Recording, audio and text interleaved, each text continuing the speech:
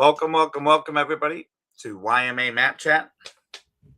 This is episode number 83, and we are here. I am Coach Les, and I'm here with Mr. John Yarwood, who has done the hard work and the heavy lifting on tonight's topic: stay busy, stay growing, and why hobbies matter. And for some, that's after school,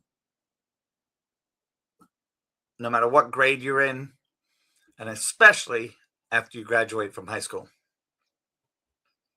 And I think there's even a concern with after you graduate from college. Sometimes people, they go to school with this in mind.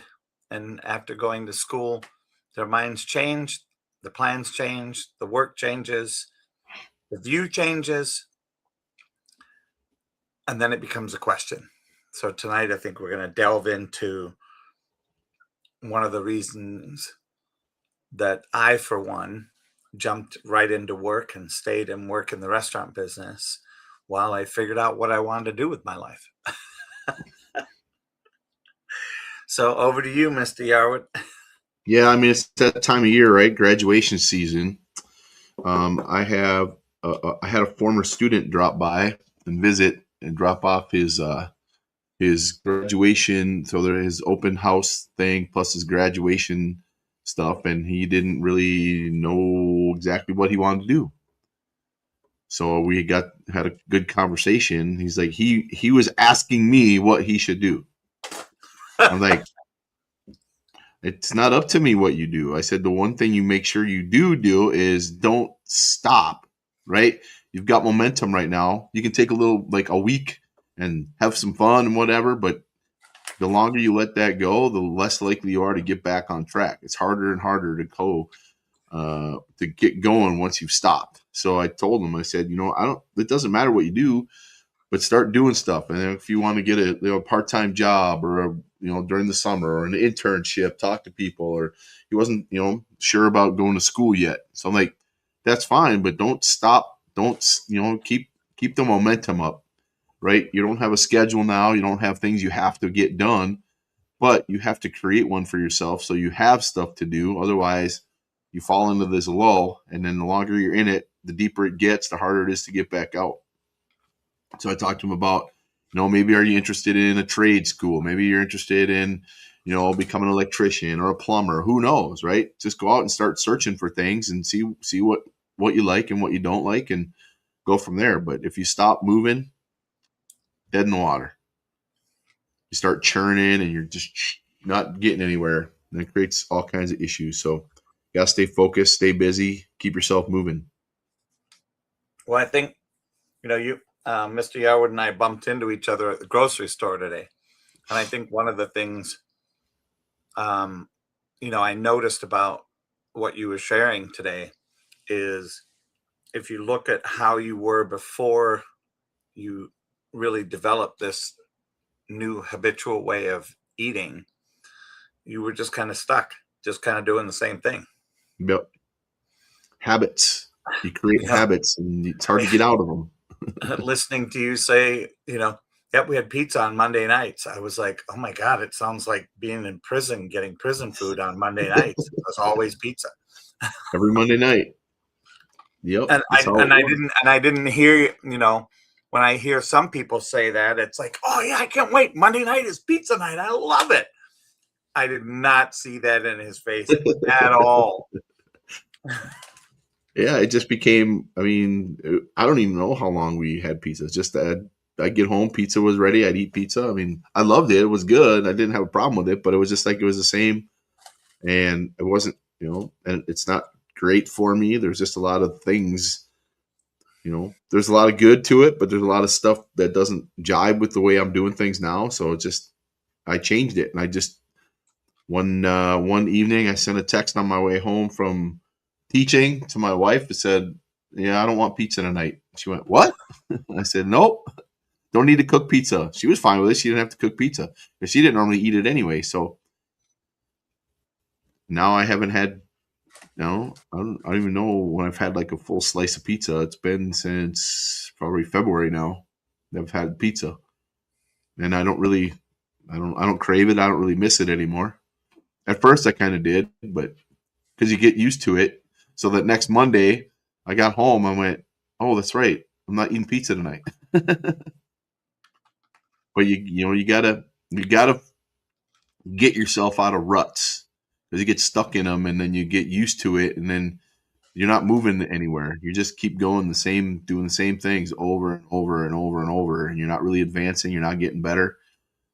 In reality, you're probably falling behind because you're missing out on a lot of other stuff. So if you don't have a mission, a goal, a plan, a trail, a path, whatever you want to call it, you're going to get stuck. I think one of the things too, um, in Germany, when you're done with high school, you have to go and be in the armed services for 2 years. And I'm a proponent of that. Now, there may be some people that say, well, I'm a peacekeeper. Awesome. Then go in the Peace Corps for 2 years. Mm-hmm. Well, militaries do keep peace. That's the point. Yes, but they don't want to be. I mean, I understand what they're talking about. Right? Yeah. And I think you can go into the Coast Guard. You can go into fire services. Yep. But do something where you're contributing, working, learning, and making money. Being of service. Yep. And I think the opportunity for that type of forward thinking is, if you're not quite sure, don't do something you hate. Oh, well, I have a degree in this, and so I figured I'd just go and do this.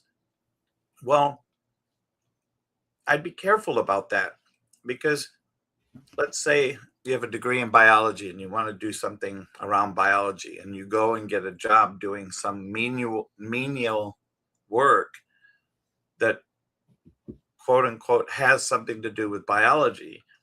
You may gather a distaste for it and burn yourself out of what actually it is that you want to do in that field. So you want to be a little strategic in what you do. Mm-hmm. And the reason I like the idea of going into the service, some type of service, is to see a little bit of the world and to learn what's possible in the world. To see if finding yourself is a great idea in a part of the world. Doing some mission work, ministry work, going around, making a difference for people that don't have what you have, and plugging yourself into an organization that allows you to learn that difference and earn that difference. Even if you may find something that doesn't pay you and you can afford to do it, right? You don't have any bills, you don't have a car payment, before you go buy a car, just to have one, go and do something with the humanities so you can build a part of you that will then know, wow, this is what I done. This is what I want to do. And this is why I want to do that. Mm-hmm. Take that a step further. I've heard like people in particular who are in the military, right? And they get out of the military. In the military, they always had a place to be, a thing to do, where they had to be, all that stuff, right? They're very regimented in all their stuff. And they get out of the military, especially those who've been in, maybe they served 20 years or whatever. They get out and they don't know what to do, right?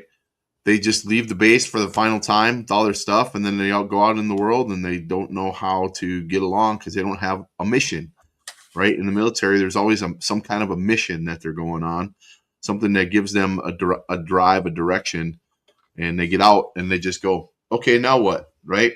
And that ends up being issued because they can get in trouble. They can find themselves, all kind. Who knows what's going to happen, right? So it's just important that when you're moving on into something different from what you're used to doing, at least have some kind of plan. It doesn't have to be like a rigid plan, but some kind of idea of what am I interested in? What things can I spend some time in and try and figure out if I like or not, right? We talked about iterative decision making before, like little decisions along the way. You don't have to come out and go, okay, this is what I'm doing and that's it. It doesn't have to be that. You come out, like you said, try a little thing here, try a little thing there, find what works for you, find what doesn't, and then move from there. But if you stop completely, you're going to get lost. Keep moving. The I was just looking and just thinking about, I came out, I went into the military in the middle of my college. I said, I'm going to take a break. And I went into it, and I found a field that gave me college credits.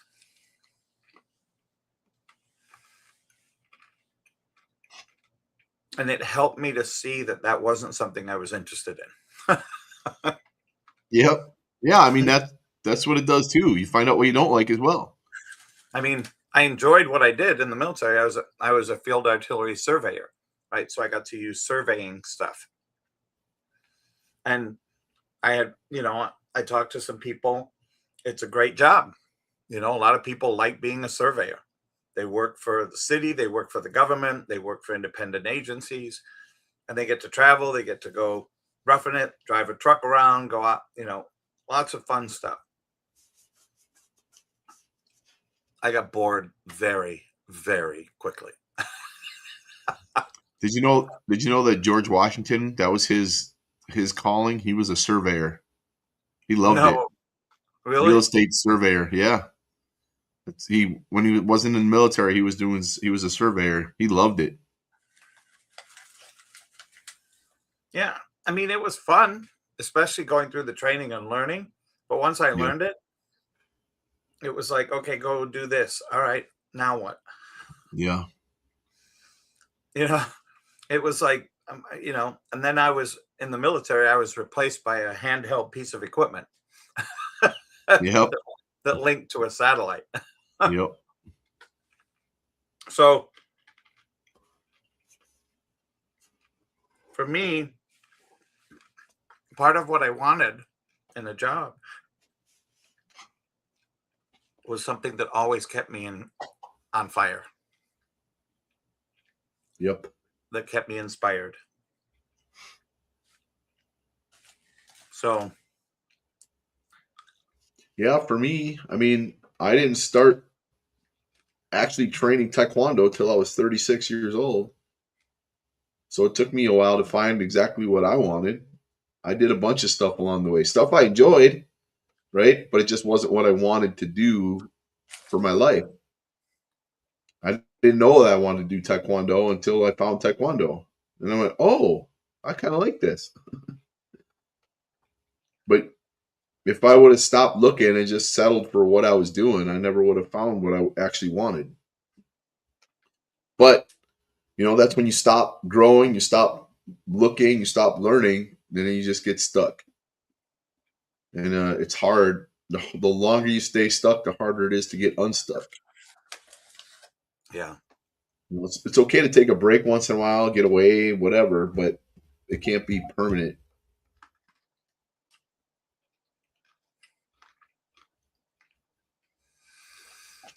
Yeah. So part of the next thing that I saw was, you've got a section here, why hobbies matter. And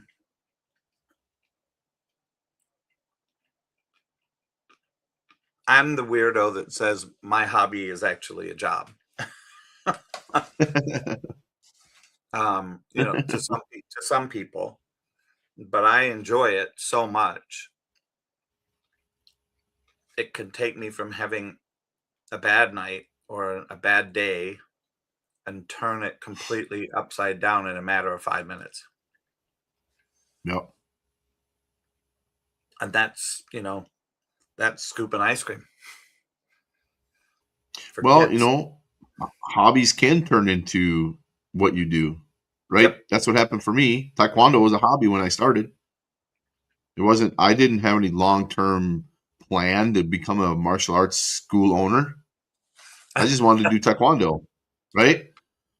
You just don't know. So hobbies can ultimately become what you do, who you are. So having hobbies is good. I mean, getting away from and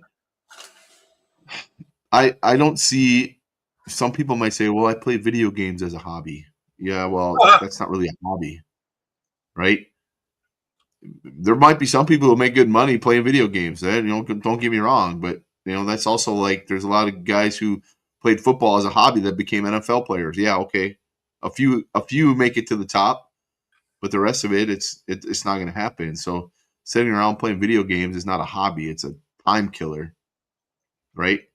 But if you're into maybe you take that skill and build apps or build stuff from the knowledge that you've learned, that's different, right? Now you're building other things and maybe you can make money from that. But it's like finding a hobby. I mean, when I was a little kid, I used to build models and I learned a lot building models about focus and paying attention and details and following directions and patience and a lot of that stuff I learned from building models, right? It was a hobby that I love to do and I still love doing it, but I learned a lot from it too, right? I took away from it when I look back, especially patience. When I was a kid, I had no patience whatsoever. I had a hot temper. And the one thing I would be working on models, right? And something would go wrong, something didn't work, or I'd break a piece, or I put a decal on in the wrong place, or something happened, and I get mad, right? Like mad, like temper tantrum mad, and I would take that model and throw it across the room. And within 10 seconds, I regretted what I did, right? And I just spent all that time and all that effort and all that stuff, and I just destroyed it in a matter of seconds. So it taught me patience, right? Well, if you're having struggle, walk away from it and come back. That way you don't get upset again because you destroyed something that you loved, right? But when you're doing hobbies, that you learn things that you don't even realize you learned from doing that stuff, right? How you enjoy things. And when you apply that to other stuff, you start to find the things that you like because the things that you learn can be applied to those. Oh yeah, that's a lot of fun, right? And then it helps you to do other things and find other things and put you on different paths that you might not have found otherwise.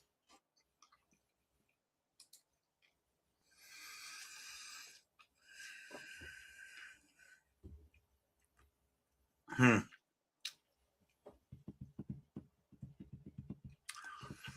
Yeah,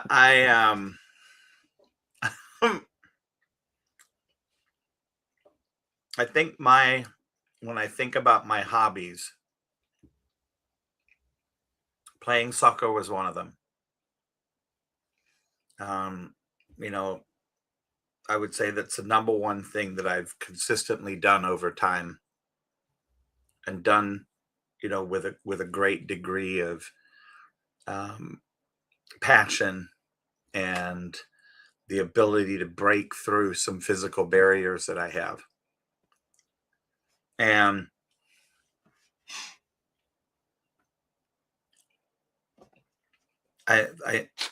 I like you. The reason I was laughing and chuckling when you were talking about throwing a temper tantrum was I had my own version of temper tantrum. Um, and it would be to leave and say F you and walk away. Um, so it was more of the I'm out of here type of deal. And with soccer,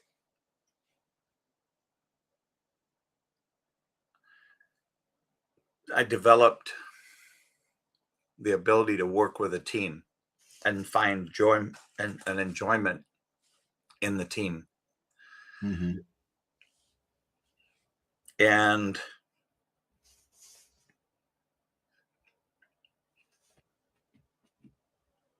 I think that the the fun in that for me, I mean, I still just Memorial Day weekend, a friend of mine just came up here from Tennessee. He lives in Tennessee now with his wife and two kids.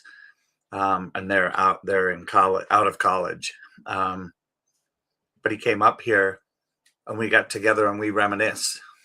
And one of the other places that he and I got to um, spend a lot of time was dancing. We were consummate line dancers, country western, and uh, and we reminisced about that because he and I would dance 5 nights a week, Hmm. and I would bring 4 or 5 shirts for the evening because I would just soak the shirts from dancing so much. And if I wanted to dance with somebody, I have to go to the bathroom and put on a dry shirt. And Tony's his name. Tony goes, "Yeah, Les, I remember that, but I never brought shirts. So the reason I'm married to Teresa, his wife, who's there, is she loved me even though I was wet, and she loved to dance with me. And so we spent, I would immediately go and start dancing with her until the next good line dance song came along. And she was okay with me being soaking wet. And I just laughed because I just thought, wow, those weird things that happen. And, here we are. I think it was probably 5 years that we danced seriously at that high level, 5 nights a week. And I'd get up, we'd be up until 1 o'clock in the morning. I'd get home, go to sleep, wake up, and go do my full time day job.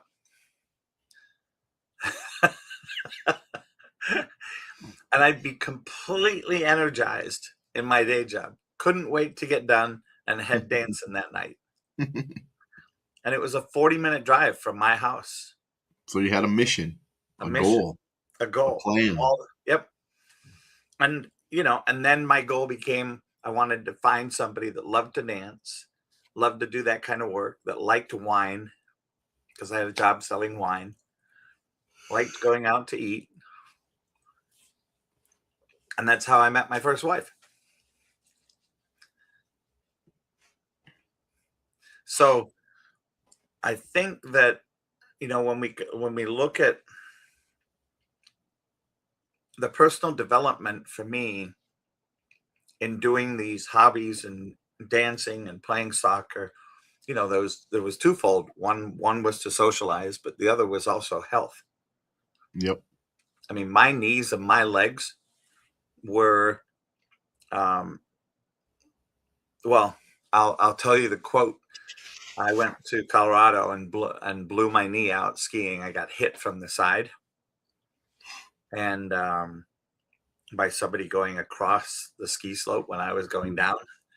Whoosh, and you put a 5 foot board on the end of your foot, levering it around. Something's gonna go.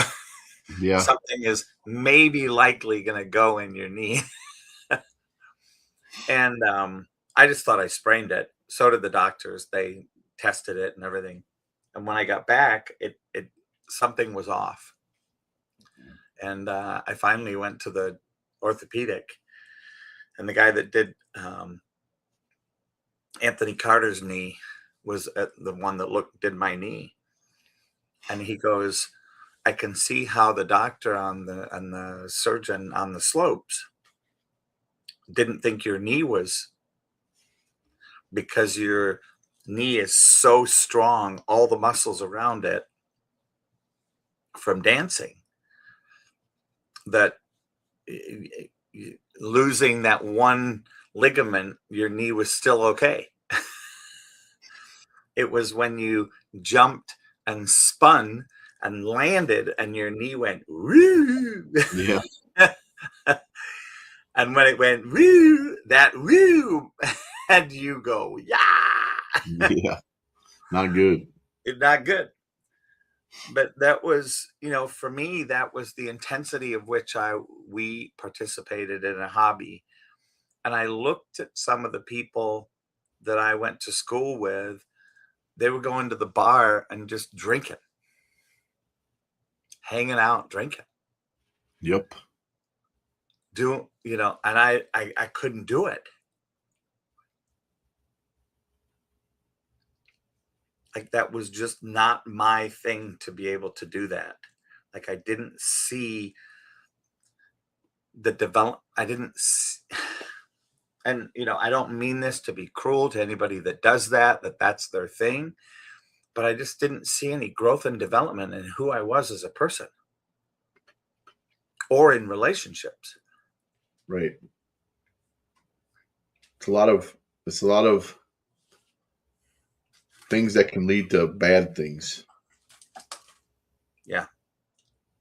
Not all the time, but quite often. Yep. I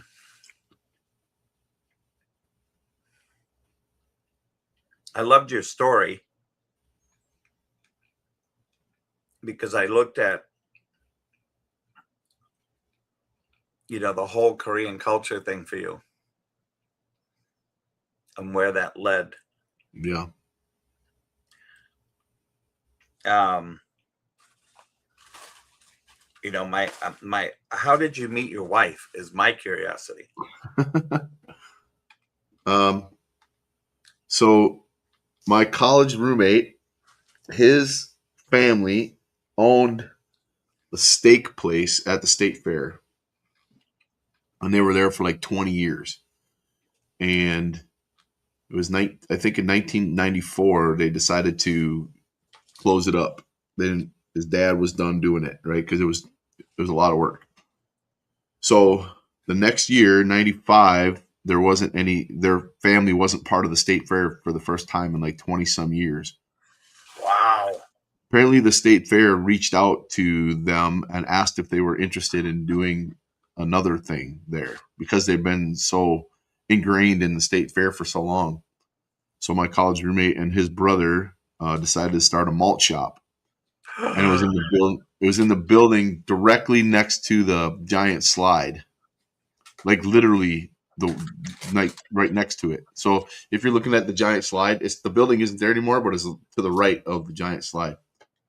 So he needed people to work for him, and they ran they had food too, and he needed somebody to help with breakfast. So he at the time I was working at the post office, and I was working at the Priority Annex, which was like 2 miles away from the state fairgrounds. And so I would get done with work, and he asked me, he goes, are you interested in coming to work? I'm like, yeah, sure, why not? It'd be kind of fun because I love the state fair, right? So I went and worked as one of the breakfast cooks there for him right after I got done working at the post office. And while I was there, it's kind of a connection through a connection, but their family's chiropractor had a cabin. Let's see, it was there at their lake cabin. Their next door neighbor was a chiropractor and he had asked that family if they knew anybody who might want to come and work at the fair. Well, that family knew my wife's family and said, hey, they got a bunch of kids that work hard all the time. They're church kids, pastors' kids, the whole thing. They bust their butt. So it was, yeah, you could reach out to them. So they reached out to my wife's family, and she and her younger sister, Sarah, got hired to work in the malt shop part of it. So they came on at like 11 o'clock, right after the breakfast rush. So that first day, I'm working the kitchen, starts at 6:30 or whatever. And about 10:30 or so, the kids come streaming in who are going to work in the malt shop, and my wife walked by and went, "Ooh, who's that?" And I started asking her like to get me. I could reach the pop machine, but I asked her to get me pop all the time and make me malts, and she started doing all that, and we just started talking, and the rest is history. We went and had some sandwiches on break, and went and watched the fireworks after, and so I met my wife at the state fair. There you go. Yep. Just on a whim, I started helping my college roommate, and but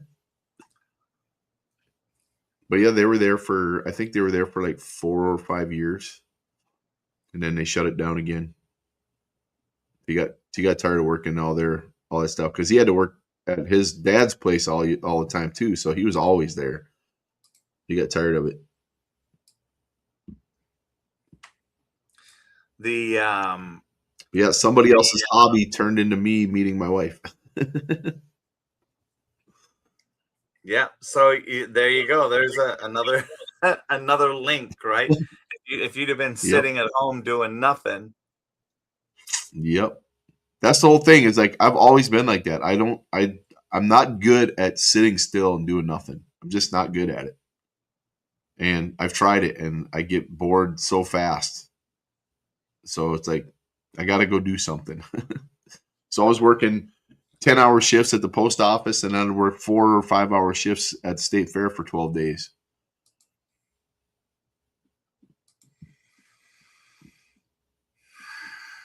Yep. wow. But it worked out for me. So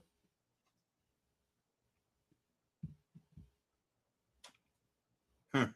Hmm. stay motivated, stay Yes. moving. So in looking at, because I want to kind of see if we can bring this around, right? Mm-hmm. Um, one of the things about martial arts for me that has kept me um, interested in it and wanting to stay a part of it and be a part of it is some of what we've been discussing. And that is the camaraderie, the exercise, the challenge.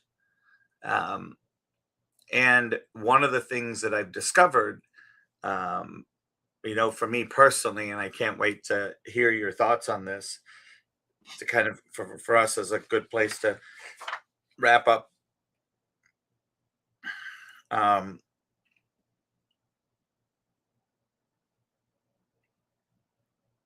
the one thing that I didn't enjoy was fighting. In the tournaments, the Mm-hmm. combative part, Yep. body wise.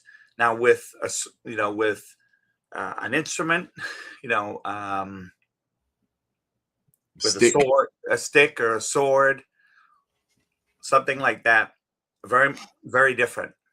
Um, the now I'm forgetting the name of them. The thing that I practiced that with The downstairs all the screamer. time, huh? The screamer. The screamer. Um, to me, it was more. There was some enjoyment in like dodgeball, right? Yep. And there's a ton of fun to it. Whereas the getting into the fighting, where it's more contact with hands and feet, um, had me in a space and a mindset of a place I didn't like being. Um, the control wasn't there for me. It was too easy to go out of control and get upset. And I could see myself going there and I didn't like it. Mm-hmm. Um, and then uh, the injury that came from one of them, completely accidental, right? Not, Mm-hmm. I know it wasn't intentional, but the place that it put me in was that survival place of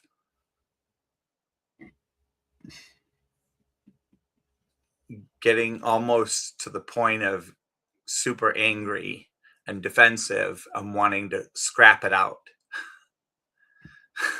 Yep. And I didn't like that about who it made me become.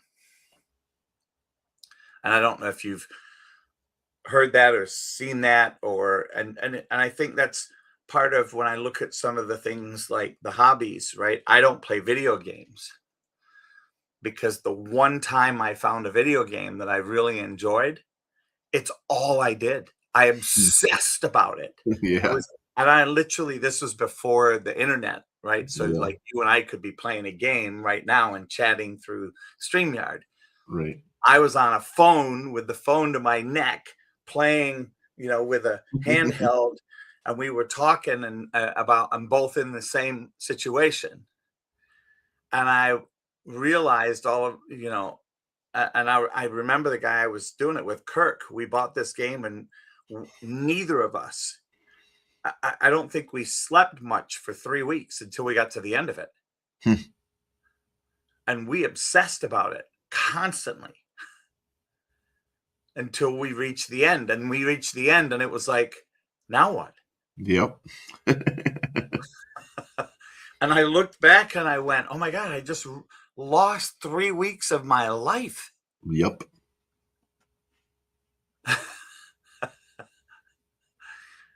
Same thing with gambling and going to the casino. There was a point in my life when I went playing blackjack down at Little Six Mystic Lake, and I got so into it.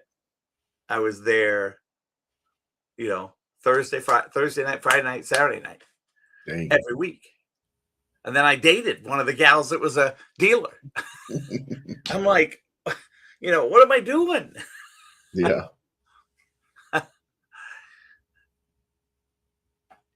So, I don't know if you want to speak to the martial arts piece.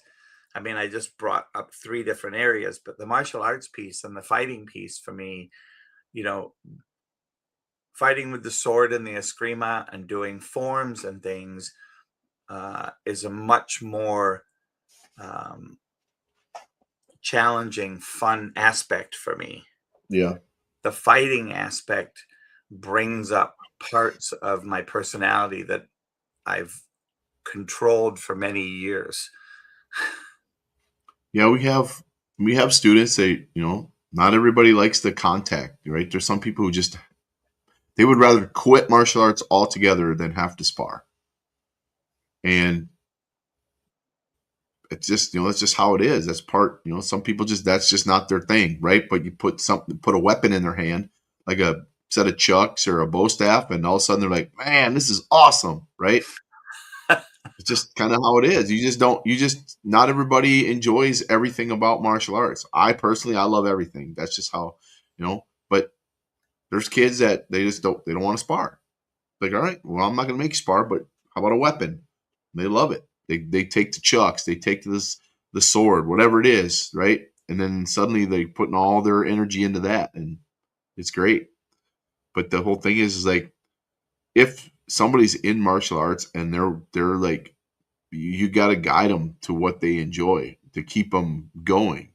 Otherwise, they will quit, because it becomes, sometimes for some kids it becomes a chore to have to go to martial arts because they're just not having fun, Yeah. right? And if they're not having fun, they're not going to learn anything. They're not going to learn life skills. They're not going to learn anything because they don't want to be there, right? Yeah. It doesn't matter what you say to them, what you try and do, punish. None of that stuff works because they don't want to be there. So if you, as me as an instructor, my job is to make it not only so they're learning martial arts, learning life skills, and all that stuff, but having fun.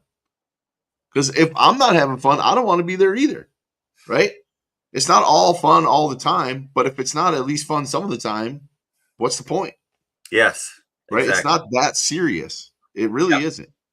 And there's parts of it that are, obviously, but it's not all serious, And like right now, we're in a cycle where we're doing moms and dads train free, and we have like 11 parents that joined, and they're having a blast. Because there's a bunch of adults training together, feeling awkward together, figuring stuff out together, just enjoying learning something new that from the stands looks easy, right?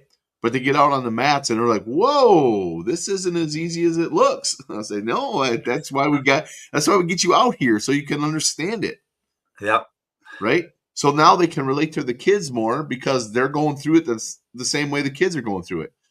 So now they change how they look at how their kids are doing the stuff that they're doing through martial arts because they've experienced it themselves, right? They have a different perspective now. So now when they're teaching their kids, they probably have a little bit more say because the kids see them on the mats too. So mom and dad are doing it, so they must know what's going on now, right? Because they've been there. So the parents got a lot more, I don't want to say control, but like influence on their kids because they're doing the same things their kids are doing. And their kids are seeing them struggle and be human and be people. And it makes mom and dad like, "Oh, they're super cool." I get it all the time. Kids Yeah. beam when their parents are on the floor. They love it. Love it, love it, love it. The parents are enjoying it too and they see their kids are super happy. It's a win for everybody. And I think that's, um, if there's one piece of advice and thing to take away from tonight, and I think it would be fun to do a round two on this subject, right? Because we didn't even really spend much time on the back. Yeah. Um, I think there's something to be said for during summer break, during winter breaks, during evenings, during the week, during the weekends, during the school year, parents introducing kids to different things, getting finding activities to do as a family that involve, quote unquote, creating a hobby, growing somehow, training Mm-hmm. and developing. I mean, Challenging. challenging. Yep. Um, my parents, when I was from the time I was 8 to 11, we lived in a place in France where skiing was a big thing. And then in the summer, traveling around Europe and going and visiting and hiking and going to the beach and swimming, right? Because everything was very within what I would call close proximity. And I got, I mean, I got inundated with things. Yep. And not in a bad way, just in a, wow, I got to do this. What a privilege. I rode horse, right? I did this, I did that. I climbed. I, went um, um, in a balloon, right? I did a bunch of these different things. Um, camping, motorboating, fishing. My dad liked fishing, canoeing, all of that stuff. And I think one of the things that I'm seeing and hearing about what we're creating in this conversation is growing as human beings, growing as a family, growing as individuals in different things to find out what inspires us, helps us to grow, gives us the reward that then inspires us to move forward. Yep. Closing thoughts? Well, I like this line. It says, "Find something that makes you excited to grow, as it may start as a hobby, but could end up changing your entire life," which is what it did for me. Literally, Yeah. a hobby turned into who I am now. Literally. And just from my aspect of watching you and knowing you for the years that I've known you, watching you go from being an instructor in a classroom, creating something and doing these little, stepping out, kind of toe in the water, to now having a driving force here with this video cast, having a driving force into the schools, into the Mm-hmm. communities, and really expanding and watching you see, um, see how you are made happy by that and fulfilled by it. Mm-hmm. And now seeing the fact that your son is also, fueled by that is Yep. just, it is a ton of fun as a bystander, right? Watching, it is the culmination of a tremendous amount of work, Yep. inspiration, and seeing how you can fall in love with your work. Mm-hmm. That's the other Yep. thing. Yep. One left turn into a strip mall changed my life forever.